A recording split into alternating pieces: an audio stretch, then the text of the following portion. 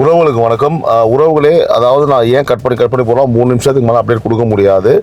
நான் சொல்கிறேன், இந்த கேம் வந்து சிஎம்கான கேம் கிடையாது, இது வந்து பிஎம்கான கேம். இது நடக்கிறது எல்லாமே வந்து பார்த்தீங்கன்னா பிரைம் மினிஸ்டருக்கான கேம். இந்த சிஎம் இப்போ மேட்ரு கிடையாது. I'll tell you very quickly. நான் டக்குன்னு சொல்லிடுறேன் என்னன்னு சொல்லிட்டு. விஷயம் என்னன்னு கேட்டிங்கன்னா, ஸோ 2029 நம்ம அடுத்து பார்க்க போகிறது எம்பி எலெக்ஷன்ஸ்.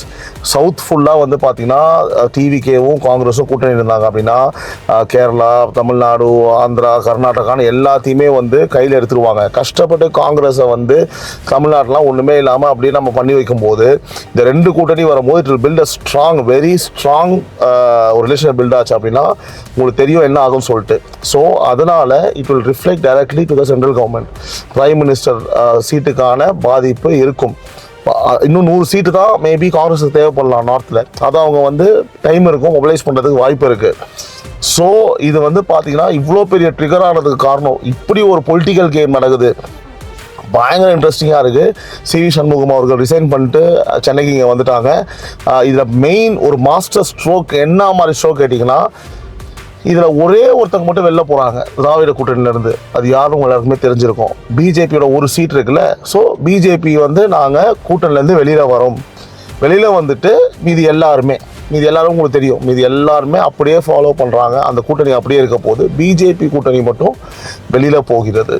அதுவும் 200% இட் இஸ் அ பக்கா master stroke power play by the central government அப்படின்றது தான் எல்லா ஜேர்னலிஸ்ட்டும் எல்லாருக்கும் தெரிஞ்ச ஒரு விஷயம். இதுதான் ஃபேக்ட். ஆல்ரெடி சிவிஎஸ் ரிசைன் பண்ணிட்டு இங்கே வந்துட்டார். ஸோ எதுக்கு பண்ணணும் அவசியம் இருக்கா? அவங்க டிவியோட ஜாயின் பண்ண போகிறாங்களா? கண்டிப்பாக கிடையாது.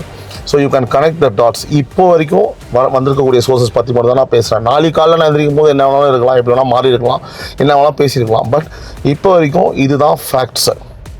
ஸோ இது நடக்க ட்விஸ்ட் அண்ட் டர்ன்ஸ் எல்லாத்துக்குமே சிஎம்கானது கிடையாது. பிரைம் மினிஸ்டருக்கான அந்த எலெக்ஷன்ஸுக்கான அங்கே ட்ரிகரிங் பாயிண்ட்டு, அங்கே ஒரு ஷேக் ஆகுதுன்னு தெரிஞ்ச உடனே பக்காவாக உள்ளே இறங்கிட்டாங்க.